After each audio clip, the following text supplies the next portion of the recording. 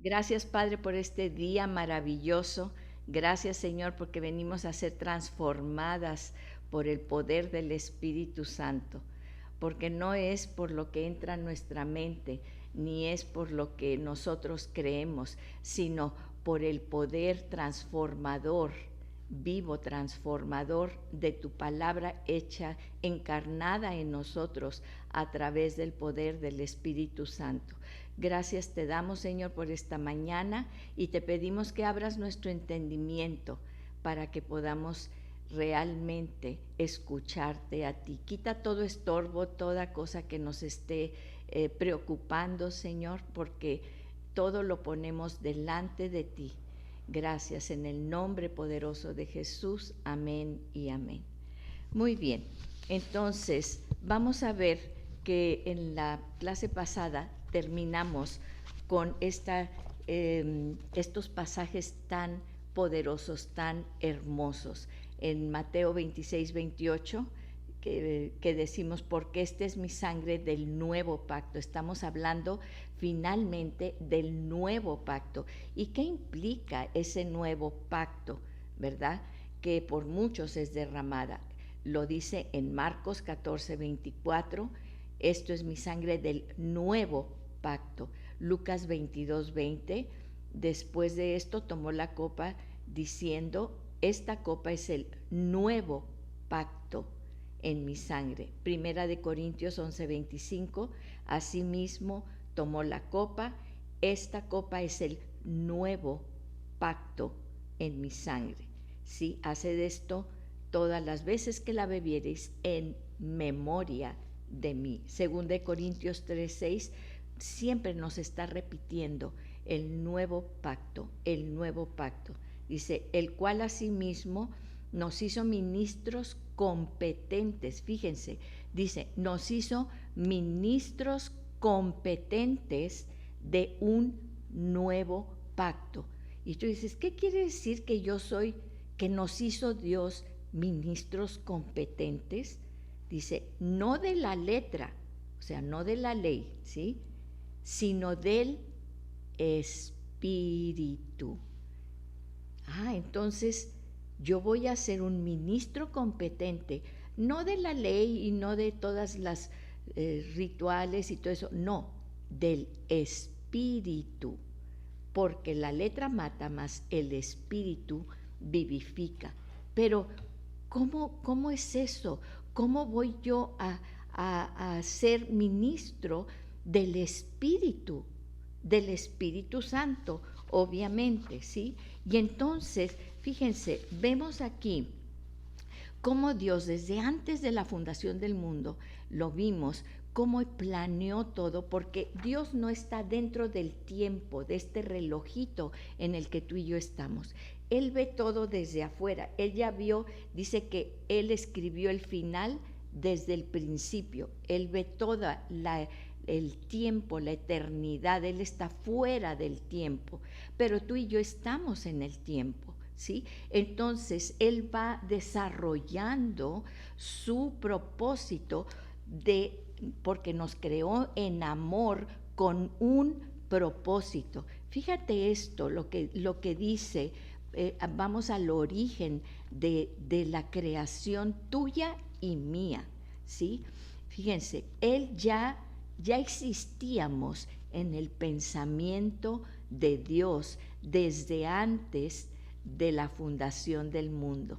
Y dice la palabra, fíjense, ya nos había creado en su mente y en su corazón. ¿Por qué digo en su corazón? Acuérdense que cuando hablamos de mente y de corazón, pues no es que tenga una mente y un corazón como el tuyo y el mío que late. Dios es espíritu, con su brazo fuerte. No es que de repente le salió un brazo a Dios y hizo esto. Sí, son antropomorfismos. ¿Qué quiere decir eso?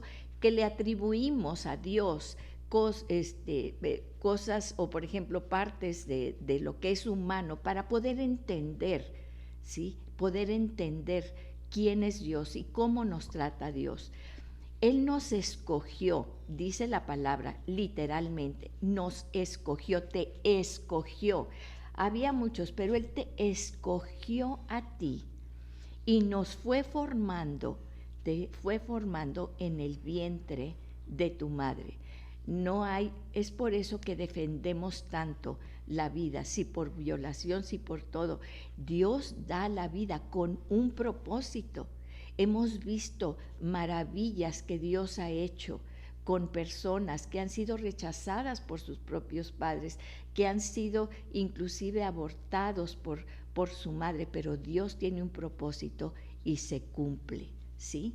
Y fíjese, Él nos fue formando en el vientre de nuestra madre. El rey David en el Salmo 139, 16 es maravilloso como lo dice, tan claro. Mi embrión vieron tus ojos, y en tu libro, o sea, en todo el libro de la humanidad, dice, estaban escritas todas aquellas cosas que luego fueron formadas, sin faltar una de ellas. Y muchas veces pensamos, ay, pero es que a mí me falta sabiduría, me falta leer más, es que yo no sé estudiar la Biblia, no le entiendo muy bien. O sea, dice la palabra de Dios que esta mente que tú tienes, Dios la hizo sin que faltara absolutamente nada, ¿sí? Dios puso en ti todo, dice todo lo que necesitas para el propósito para el que te formó. ¿Cuántas veces pensamos, es que me falta, no es suficiente? Ahorita la psicología y todas estas situaciones modernas, sí, de falta de identidad y todo eso, es porque nos sentimos que nos falta, que no somos suficientes. ¿Por qué? Porque ponemos los ojos en otras personas, ¿sí? Inclusive en nuestros propios padres o en nuestra pareja o en fin, si queremos tener esa aceptación de parte de las demás personas, porque muchas veces hay una diferencia, y esto lo veíamos con mamás jóvenes, ¿verdad? Con los hijos. Dice, una cosa es que yo te amo, hijo, pero también te valoro, te acepto y te valoro, ¿sí? No quiere decir que estoy de acuerdo con todo lo que haces y todo. Para eso estamos los padres, para guiar a los hijos según el Espíritu Santo nos diga, ¿sí? Pero te valoro, eres muy valioso para mí, ¿sí? Entonces, fíjense, Dios ya puso en nosotros absolutamente todo desde que nos faltó y no nos falta nada, ¿sí? ¿Cuántas veces yo he dicho o cualquiera ha dicho, sí, es que hasta que aprenda más Biblia, hasta que me sepa más versículos, hasta que, ay, es que no he orado suficiente, no he amado suficiente, sí, siempre estamos pensando que no somos suficientes, pero ¿sabes qué? Dios dice que Él puso todo en ti y no te falta nada. Lo vemos con el profeta Jeremías, también en Jeremías 1:5, porque cuando Dios le habla al profeta Jeremías, fíjense lo que le dice, antes que yo, está hablando Dios al profeta Jeremías, antes que yo te formase en el vientre, o sea, desde antes de que fuera concebido el profeta Isaías, te conocí. ¿Qué quiere decir conocer? Es esa relación íntima. Te percibí, te distinguí, te escogí, te consideré. Es igual lo que hace Dios contigo. Desde antes que fueras concebido, Dios ya tenía sus ojos puestos en ti. Él te escogió, Él te percibió, Él te consideró. ¿Para qué? Para un propósito hermoso, ¿sí? Y antes que nacieras, fíjense lo que dice Dios, le dice al profeta Jeremías, te aparté, ¿sí? Es de ser santo, no con la aureolita, ya lo hemos dicho, te aparté, ser santo es apartado. Dios te apartó desde antes de que estuvieras en el vientre de tu madre, ¿sí? Para ser profeta a las naciones. Y cada uno de nosotros tenemos un llamado y un propósito.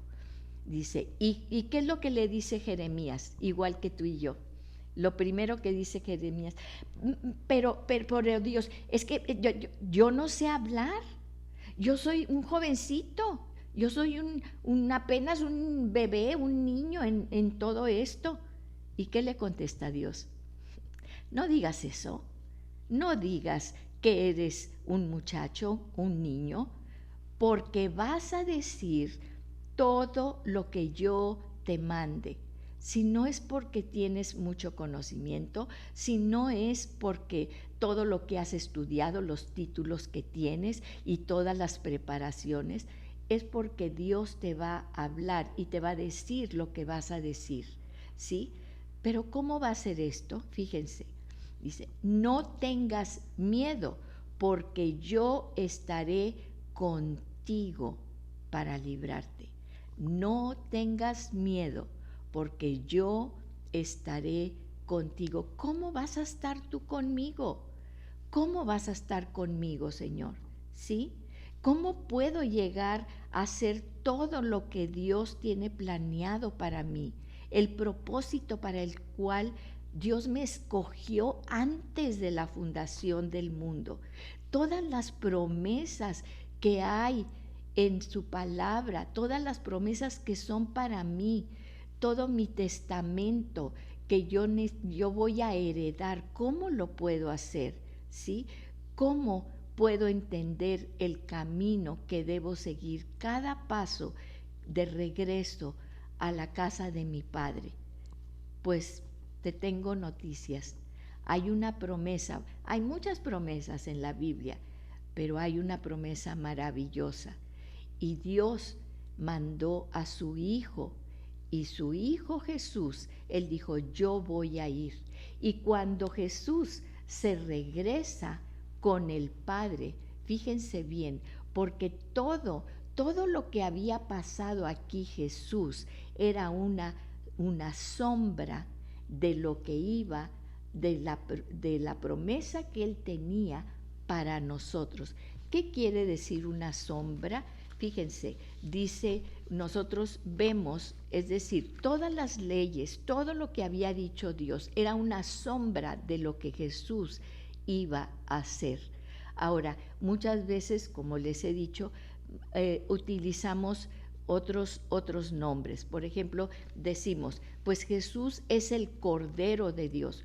No quiere decir que Jesús se transformó en un cordero, ¿sí? Y entonces ya en forma de cordero se transformó y fue a la cruz y lo sacrificaron. No, Jesús sigue siendo Jesús, un hombre, Jesús hombre, igual que tú y que yo. Dice Jesús, yo soy la puerta. No quiere decir que, bueno, vamos a poner una puerta aquí y ese es Jesús y ya se transformó en esa puerta. No, no es eso. Son cosas, son maneras de hablar, porque Dios nos dice en Hebreos, lo cual ya vimos, ¿verdad? Que es un símbolo. En Hebreos 9 dice, esto es un símbolo. Los judíos por eso batallaron tanto en creer en Jesús, porque tenían muchos años de que Dios les había dicho que sacrificaran animales, corderos, ¿verdad? Dios lo hace cuando Adán y Eva pecan, sacrifica a unos animales y los cubre el pecado de ellos con las pieles de estos animales sacrificados. Pero fíjense, todo esto es un símbolo para el tiempo de hoy, para el tiempo presente, ¿sí? Según el cual se presentan ofrendas y sacrificios, pero estas ofrendas y sacrificios no te pueden hacer perfecto en la conciencia, ¿sí? Todo esto es un símbolo para cuando Jesús viene y entonces Él toma el lugar del sumo sacerdote y abre el lugar santísimo, no aquí, no en un edificio, allá, porque somos ciudadanos del reino, pero ese reino lo vamos a traer a la tierra. ¿Y cómo podemos hacer eso? Pues lo primero que tenemos que entender es que ya tenemos abierto el camino completamente y que ahora Jesús es el que está mediando allá. Pero la promesa, ¿recuerdas la promesa? ¿Cuál es la promesa? ¿Cómo puedo, lo que leíamos ahorita, cómo puedo ser todo eso que Dios tiene, ese propósito? ¿Cómo puedo caminar en ese mundo espiritual? Pues precisamente con el Espíritu Santo. El nuevo pacto es ese espíritu que Dios pone en ti. Porque fíjense, dice, es la promesa, os conviene que yo me vaya para que venga el Espíritu Santo. Pero vemos dos fases del Espíritu Santo. Él nos va a convencer a nosotros, primeramente, porque dices, ¿cuándo recibes el Espíritu Santo? Y siempre hay quienes dicen, no, cuando tú crees en Jesús, porque nunca dice recibe a Jesús. La palabra de Dios dice cree en Jesús, pero para creer en Jesús necesitas arrepentirte. ¿Por qué? Pues porque te ves, porque te convence. ¿Quién te convence? ¿Qué pasa cuando una persona que ha dicho, no, yo soy muy bueno, y de pronto se ve como es y ve el pecado en su vida y que necesita un Salvador? ¿Quién lo convence? ¿Quién hace ese cambio? Dice la palabra de Dios que el Espíritu Santo es el que nos convence de pecado. Entonces, quiere decir que cuando nosotros nos convertimos, porque dice la palabra convertíos, ¿qué quiere decir eso? Que el Espíritu Santo nos convence de pecado y entonces entendemos, nos vemos estos harapos sucios de pecado y necesitamos, Señor, un Salvador y creemos que Jesús es verdaderamente el que vino a salvarnos y somos salvos por creer en Jesús al vernos como somos. Pero Jesús está sentado allá arriba y la promesa, ¿cuál es la promesa? De que Él mandará al Espíritu Santo. Ese Espíritu Santo ya nos ha redarguido, nos ha convencido de pecado. Hemos creído en Jesús, pero vamos a ver qué pasa en el Pentecostés. Una cosa es que recibimos al Espíritu Santo y otra cosa es el morar del Espíritu Santo, ¿sí? Es algo que pasa en el Pentecostés. Fíjense ustedes, los apóstoles, ellos creían, sabían quién era Jesús, que era el Hijo de Dios. Ellos se lo habían visto resucitado, sabían que había resucitado, que el Espíritu de Santo había resucitado. Inclusive Jesús había soplado en ellos y les había dicho, reciban al Espíritu Santo, ¿sí? Pero ¿qué pasó después de todo esto? Pues ellos se habían ido, ellos estaban allí, ellos creían, habían sido salvos, pero ellos testificaban de Jesús. No.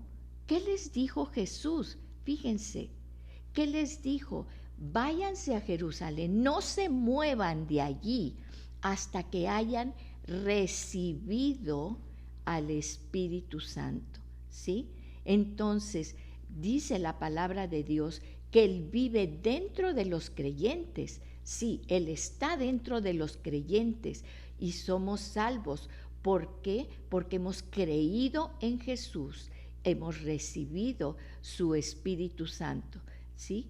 Entonces, una cosa es eso, Él mora el Espíritu Santo, pero otra cosa es ser lleno del Espíritu Santo y bautizado por el Espíritu Santo. Y ya hemos visto ese pasaje donde tienen que ir Pedro, ¿verdad? Y entonces van y ellos imponen manos, ¿verdad?, sobre los samaritanos, porque les decían, ya creyeron en Jesús, ya estaban bautizados, pero les faltaba esto, el bautismo. Estaban bautizados en agua, pero les faltaba el bautismo del Espíritu Santo, esa llenura del Espíritu Santo, ¿sí? Y entonces nos dice que en nosotros mora el Espíritu Santo. El Espíritu Santo se muda, somos templo del Espíritu Santo en el momento en que tenemos la conversión, ¿sí? Y todos somos judíos, gentiles, esclavos, libres. Dice la palabra en 1 Corintios 12:13, y a todos se nos dio a beber de un mismo espíritu. Se nos da a beber de un mismo espíritu, ¿sí? Y dice, fíjense también en Efesios 1:13, dice el momento, porque mucha gente dice, no, es que hasta que no hablas en lenguas, es que hasta que no te caes, es que hasta que es diferente. Aquí en Efesios 1:13 es bien claro. En él también ustedes, cuando oyeron el mensaje de la verdad, porque dice la palabra que el Espíritu también nos convence de la verdad, que esto, el Evangelio, es la verdad, que la verdad es Jesús. Dice, en él también ustedes, cuando oyeron el mensaje de la verdad, el Evangelio que les trajo la salvación y lo creyeron, fueron marcados con el sello que es el Espíritu Santo prometido. Ahí está la promesa. Y fuimos sellados. Cuando escuchamos el mensaje de la verdad, nos trae la salvación y lo creímos. Creímos en Jesús, ¿verdad? Dice, ahora Romanos 8:9 explica muy sencillamente, si alguno no tiene el Espíritu de Cristo, no es de Cristo, ¿sí? Si alguno no tiene el Espíritu de Cristo, no es de Cristo. Ahora, una cosa es que more el Espíritu Santo en nosotros, hay una diferencia, porque el Espíritu moraba en los apóstoles, pero Jesús les dice, váyanse a Jerusalén hasta que haya venido, nos llena la llenura del Espíritu Santo. Ellos sabían, eran salvos, pero ellos no habían transformado su ambiente, no habían transformado Jerusalén, no habían ido a predicar. ¿Qué pasó?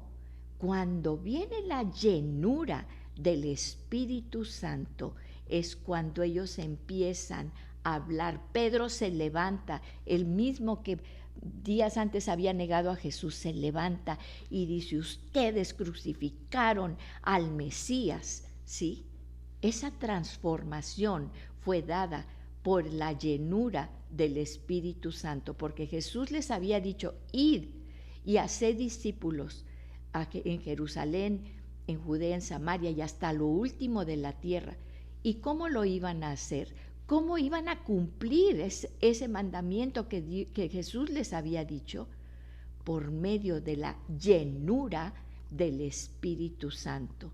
Y lo vemos ahora, el llenar con el Espíritu Santo no fue una cosa nueva. Ya lo habíamos visto en Deuteronomio 34:9. Josué fue llenado por el Espíritu Santo para poder hacer lo que tenía que hacer cuando Moisés ya no estaba allí, cuando Moisés fue llevado por Jesús, ¿sí?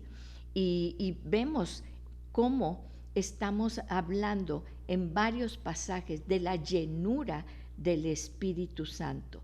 Pero Entonces, una cosa es que more el Espíritu Santo en ti, que vive en cada creyente, pero ahora somos llenos, la llenura. Eso es lo que Jesús dijo. Ahora vas a cumplir el propósito que yo tengo para ti. Ese propósito para el cual Dios te escogió aún antes entre muchos. Él te escogió, Él te apartó para este propósito. ¿Y cómo lo vamos a hacer?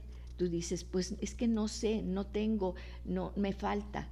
No, ya tienes al Espíritu Santo morando en ti, pero necesitas la llenura del Espíritu Santo. Y lo vemos, fíjense, en Juan 20, 22, lo que decíamos, Jesús respiró el Espíritu Santo dentro de ellos, ¿sí? Pero en Hechos 2:4 fueron llenos del Espíritu Santo. Vemos aquí esto. En Hechos 8, del 14 al 17, fíjense, Dios no le había dado a los samaritanos el Espíritu Santo hasta que Pedro y Juan lo fueron a ver, ¿sí? Y tal vez podemos pensar que los que precisamente, ¿por qué fue esto? Probablemente podemos pensar, ¿verdad? De hecho, ya creían en Jesús, ya habían sido bautizados en agua, pero les faltaba la llenura del Espíritu Santo.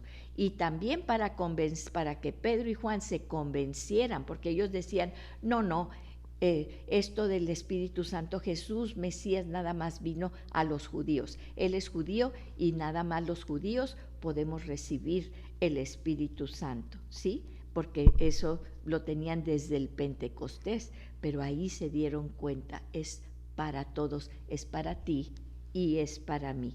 Entonces, fíjense, dice muy claramente en Juan 3:5, Jesús dice, estas son palabras de Jesús, yo te aseguro que quien no nazca de agua, o sea, ser bautizados en agua, ¿sí?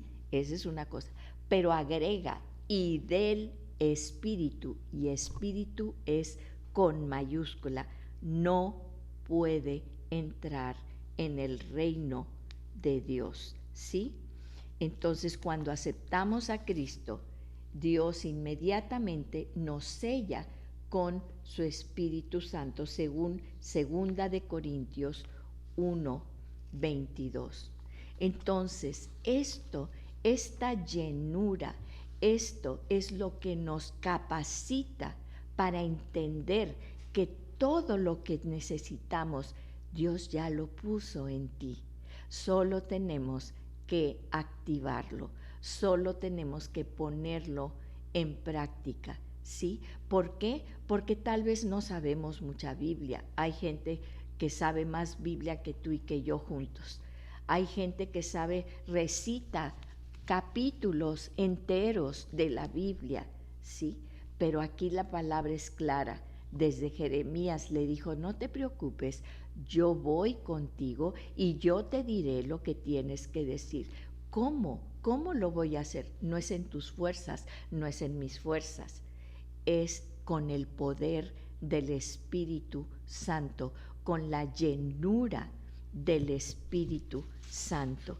Eso es lo que Dios quiere y tiene. Esa es la promesa poderosa para ti y para mí, porque ese Espíritu Santo es el que nos activa los dones. ¿De quién? Del Espíritu Santo. Los dones no son tuyos y míos. Él da, pero los dones son del Espíritu Santo, el que activa los dones que tú tienes y el propósito para el cual Dios te creó desde antes de la fundación del mundo, completa en todo, sin faltarte nada. Eres suficiente, no te falta nada. No te esfuerces, no te falta nada. Esfuérzate en entender, en comprender y en activar lo que el Espíritu Santo, ya que mora en ti, Él quiere llenarte. ¿Para qué queremos la sobreabundancia? Porque dice, en inglés me gusta la palabra que usas en inglés, overflow. ¿Qué quiere decir overflow? Que sobreabunda. Cuando tú te tomas una taza de café, cuando tú te tomas una taza de café, tú sirves el café pues hasta aquí, hasta aquí, ¿verdad? Porque te vas a tomar la taza de café. Cuando tú te sirves una taza de café, tú no lo llenas hasta que se chorrea por todas partes, ¿sí? Pero Dios, cuando habla de bendición, cuando habla de la llenura del Espíritu Santo, es una llenura que sale por todas partes. ¿Para qué? No es para ti sola, como los apóstoles. Los apóstoles, ellos eran salvos y luego pues se fueron otra vez a pescar, ¿verdad? Ellos ya creían en Jesús, sabían que Jesús era el Hijo de Dios, todo. Pero ¿para qué es la llenura del Espíritu Santo? Para que cumplas el propósito, para que salga de ti. Y muchas veces sí sale como lenguas, por eso mucha gente dice, no, es que tú no tienes la llenura del Espíritu Santo, pero cuidado, porque dicen, tú no tienes el Espíritu Santo si no hablas en lenguas. No, el Espíritu Santo mora en nosotros cuando nos convertimos, pero la llenura del Espíritu Santo de Pentecostés se manifiesta, es una llenura que se desborda. Y muchas veces se desborda en manifestaciones, se desborda en lenguas, pero no es para ti nada más. Por eso mucha gente, por eso cuando nosotros vemos en la palabra de Dios las lenguas, vemos que era ¿para qué? Para que otros entendieran. Las lenguas, dice la palabra de Dios, podemos orar según el Espíritu en lenguas para nosotros, pero en público ¿para qué? ¿Para qué oramos en lenguas en público si no hay quien lo traduzca? Porque es para la edificación de los que están, de los creyentes, de la iglesia, del cuerpo de Cristo, ¿sí? Entonces vemos que la llenura del Espíritu Santo es el que te hace que vayas, que hables, que manifiestes, que camines en ese reino sobrenatural que es el reino de los cielos. ¿Para qué? Para que sobreabunde y compartas y seas verdaderamente el testigo del propósito que Dios tuvo siempre y tiene para ti desde antes de que fueras creado. Dios te escogió. Dios te escogió y acuérdate, puso todo sin que te faltara nada. ¿Queremos recibir esa llenura del Espíritu Santo? Vamos a orar. Padre, sabemos que somos tan ineptos, que somos tan necios, que no creemos todo lo que tú has dicho que somos.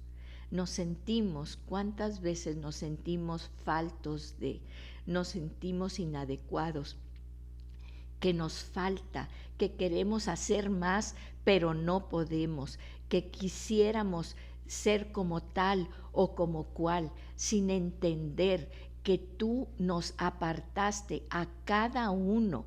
Había muchos en tu corazón y en tu mente, pero tú nos escogiste para un propósito hermoso. Y no podemos entender ese propósito viendo a los demás, sino solamente escuchándote a ti, porque eres tú el que sabe, que ha puesto todo lo que necesitamos somos suficientes, más que suficientes. Y ahora sabemos que no es por nuestras fuerzas, no es por lo que nosotros digamos, aprendamos. Sí, claro que vamos a tu palabra porque es viva y es eficaz, es una palabra viva en la que es una enseñanza, es algo que nos limpia del pecado. La sangre de todos esos sacrificios de que, antes de que viniera Jesús, cubría el pecado, y entonces seguimos cubriendo el pecado. Ya no más sacrificio. La sangre de Jesús nos limpió, pero eso ya quedó en la cruz. Ya Jesús no está en la cruz. Ahora tenemos la llenura del Espíritu Santo. El Espíritu Santo nos sella y somos salvos, pero necesitamos la llenura del Espíritu Santo para cumplir el propósito, porque dice tu palabra, ¿cómo vamos a ser santos? Dice claramente, como lo hemos dicho, necesitamos ser bautizados en agua y en espíritu para ver el reino de los cielos. Gracias, Padre. Y en esta mañana, en esta tarde, te pedimos que tú llenes esa llenura, anhelamos esa llenura del Espíritu Santo, esa llenura del Espíritu Santo. Te amamos, Señor, y te necesitamos, porque sabemos que hemos sido sellados, pero también sabemos que tenemos un propósito muy poderoso y que queremos cumplir, y no nos hace falta nada. Paso por paso, tú nos llenas, Espíritu Santo, nos colmas y nos das ese poder, porque el poder viene de tu llenura. Gracias, gracias, porque todo lo que hagamos ya estaba escrito y ya Dios lo había preparado. Así dice la palabra. Todas las obras yo ya las preparé para que solamente ustedes caminen en ellas. Te amamos, te necesitamos. Necesitamos tu llenura. Recibe la llenura del Espíritu Santo. Recibe la llenura del Espíritu Santo. Recíbela, recíbela. Señor, te amamos. Sabemos que solamente así podremos cumplir con el hermoso y poderoso propósito con el cual nos escogiste desde antes de la fundación del mundo en amor. Recíbelo, recíbelo.